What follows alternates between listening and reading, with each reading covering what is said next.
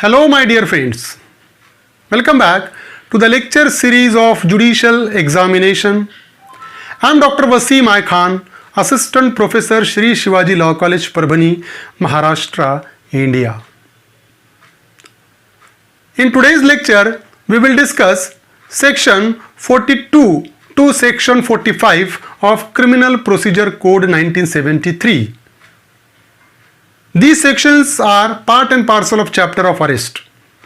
We will discuss the question asked by the examiner on these sections and the probable question which may be asked by the examiner on these sections. तो आज का हमारा point of discussion रहेगा section 42 to section 45 of criminal procedure code. इस पर पूछे गए question हम डिस्कस करेंगे और ऐसे क्वेश्चन जो एग्जामिनर इस पर पूछ सकता है वो भी हम डिस्कस करने वाले हैं. सो लास्ट तक इस लेक्चर में बने रहिएगा. Without wasting your much time, let's start the topic.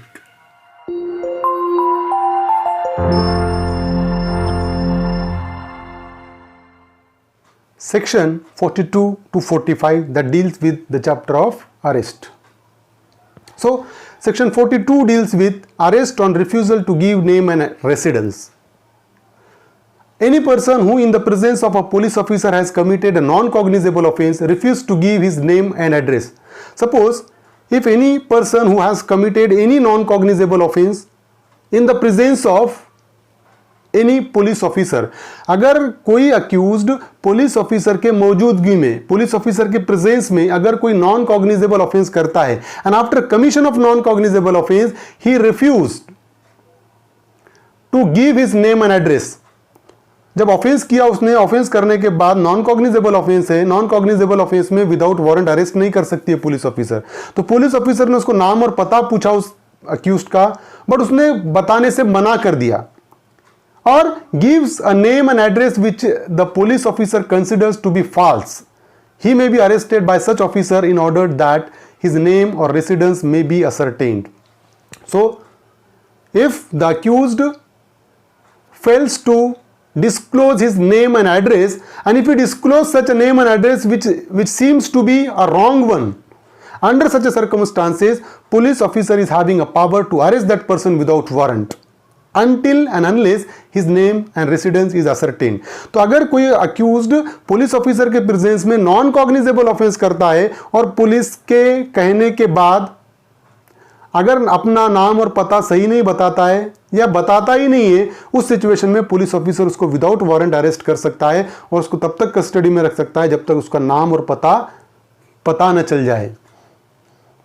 If those particulars are within the knowledge of the police officer, neither the question of arrest nor the question of bail will arise.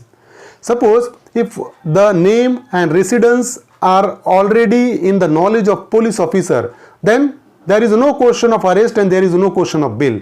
अगर police officer को उसका नाम और address already पता है तो उस situation में ना तो पुलिस ऑफिसर उसको अरेस्ट कर सकता है और ना ही बेल का क्वेश्चन अराइज होता है. यहाँ पर when the true name and residence of such person have been ascertained, he shall be released on his executing a bond with or without sureties to appear before a magistrate if so required. अब police ने उसको arrest किया, arrest करने के बाद उसका correct नाम और पता अगर पता चल गया पुलिस ऑफिसर को, तो उस सिचुएशन में पुलिस ऑफिसर उसको क्या करेगा, छोड़ देगा, रिलीज करेगा विथ और विदाउट बॉन्ड. या तो जमानत लेके छोड़ेगा या उसके पर्सनल बॉन्ड पे भी उसको छोड़ा जा सकता है. क्या श्योरिटी पे, क्या जमानत पे कि whenever his presence is required before the court of law, he shall remain present. जब कभी भी कोर्ट में उसको जरूरत पड़ेगी उसको कोर्ट में प्रेजेंट रहना पड़ेगा. ये कंडीशन पे पुलिस ऑफिसर उसको रिलीज करेगा. If name and residence of such person not ascertained within 24 hours from the time of arrest, or if he fails to furnish sureties, he shall be forwarded to the nearest magistrate having jurisdiction. अगर 24 घंटे के अंदर उसका नाम और पता नहीं पता चलता है पुलिस ऑफिसर को और उसको जमानत भी नहीं दी जाती है, तो उस सिचुएशन में उस अक्यूज्ड को नियरेस्ट मैजिस्ट्रेट के सामने प्रोड्यूस किया जाएगा. Now section 43, arrest by private person and procedure on such arrest. Under section 43, the power given to any private person regarding the arrest. So any private person may arrest any person who in his presence commits. अब private person कब किसी को arrest कर सकता है? There are certain circumstances in which even a private person can arrest the accused, and those circumstances are, the first one is non-bailable offense. Suppose if I am a private person, if in my presence any person has committed a non-bailable offense, then I am having a power to arrest that person by virtue of section 43. अगर मेरे presence में, मैं private person हूं, मेरे presence में अगर कोई non bailable offence करता है कोई अक्यूज, तो सेक्शन 43 मुझे पावर देता है उसको अरेस्ट करने का. Second one is cognizable offence. अगर कोई पर्सन कॉग्निजेबल ऑफेंस करता है किसी प्राइवेट पर्सन के प्रेजेंसी में, तो वो प्राइवेट पर्सन उसको अरेस्ट कर सकता है. सेक्शन 43 पावर देता है. Third one is proclaimed offender. तो प्रोक्लेम्ड ऑफेंडर को भी प्राइवेट पर्सन क्या कर सकता है? अरेस्ट कर सकता है बाय वर्च्यू ऑफ सेक्शन 43. तो तीन चीजें हैं जो सेक्शन 43 में बताता है. तीन ऐसे ऑफेंडर हैं जिनको प्राइवेट पर्सन अरेस्ट कर सकता है. ऐसा ऑफेंडर जिसने नॉन बेलेबल ऑफेंस किया, ऐसा ऑफेंडर जिसने कॉग्निजेबल ऑफेंस किया, या वो प्रोक्लेम्ड ऑफेंडर है. अगर पर्सन ने बेलेबल ऑफेंस किया है तो प्राइवेट पर्सन को राइट नहीं है, पावर नहीं है उसको अरेस्ट करने का. अगर अक्यूज्ड नॉन कॉग्निजेबल ऑफेंस करता है तब भी अरेस्ट नहीं किया जा सकता उसको. Now after the arrest has been made, the arrested person should be without unnecessary delay handed over to the police officer और in his absence be brought to the nearest police station. जैसा ही वो arrest करेगा private person, after arrest it will be the duty of that person to hand over that accused to the police officer, and if there is no police officer then B brought to the nearest police station. तो जब कभी भी arrest करेगा private person, arrest करने के बाद उसको police officer को सौंपेगा वो, और अगर पुलिस ऑफिसर नहीं है तो नियरेस्ट पुलिस स्टेशन को ले जाकर वो सबमिट करेगा, उसको प्रोड्यूस करेगा वहां पर. That is the provision section 43. Now section 44, arrest bye magistrate. When any offence is committed in the presence of a magistrate within his local jurisdiction, he may himself arrest or order any persons to arrest the offender and may thereupon, subject to the provisions herein contained as to bail, commit the offender to custody. Now suppose if any accused person has committed any offense in the presence of magistrate within his local jurisdiction, then such magistrate can arrest that accused person, or such magistrate can order some other persons to arrest that accused person. तो क्या होगा कि अगर कोई accused magistrate के presence में उसके local jurisdiction में कोई ऑफेंस करता है, तो मैजिस्ट्रेट को पावर है सेक्शन 44 में वो उसको अरेस्ट कर सकता है, या किसी दूसरे पर्सन को ऑर्डर कर सकता है उसको अरेस्ट करने का. और उसके बाद जो भी प्रोसीजर रहेगा, बेलेबल ऑफेंस रहा तो उसको बेल पे छोड़ेगा, या नॉन बेलेबल रहा तो उसको कस्टडी में भेजेगा. That provision will be go on. Now section 45, protection of member of arm force from arrest. So, no member of armed force of the Union shall be arrested for anything done or purported to be done by him in the discharge of his official duties, except after obtaining the consent of the central government. Suppose if any person who is a member of armed force, and if he has committed any offense while doing his official duty, while discharging his official duty, then he cannot be arrested until and unless prior consent is obtained from the central government.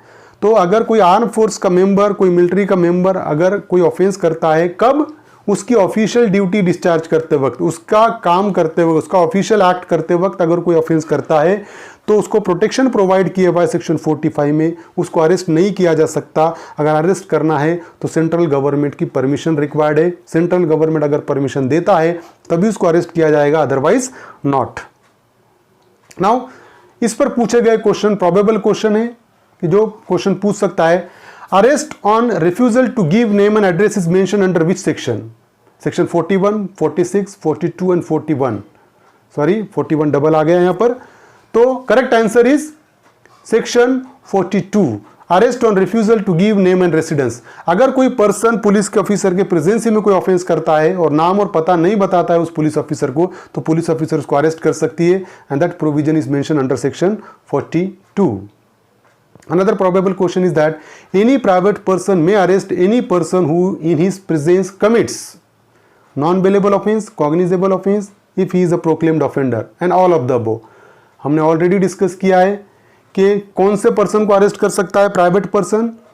ऐसा person जिसने non bailable offence किया, ऐसा person जिसने cognizable offence किया, ऐसा person जो proclaimed offender है। तो यहाँ पर the correct answer is all of the above. Next probable question is that member of armed force are protected from arrest under which section of CRPC? कौन से section में प्रोटेक्शन दिया गया है? We have already discussed section 45 is the correct answer. यहाँ पर section 45 correct answer है, क्योंकि सेक्शन 44 बताता है अरेस्ट बाय मैजिस्ट्रेट, सेक्शन 45 बताता है protection of member of arm force from arrest, section 46 arrest how made and section 47 बताता है search of place entered by person sought to be arrested. So correct answer is section 45 is a correct answer. Section 45 में member of arm force को protection provide किया हुआ है। So these are the section 42 to 45 which we have discussed. I hope you understand this topic, and if you understand this topic, please subscribe my channel, hit the notification button, hit the like button and share this video with your friends. Thank you very much.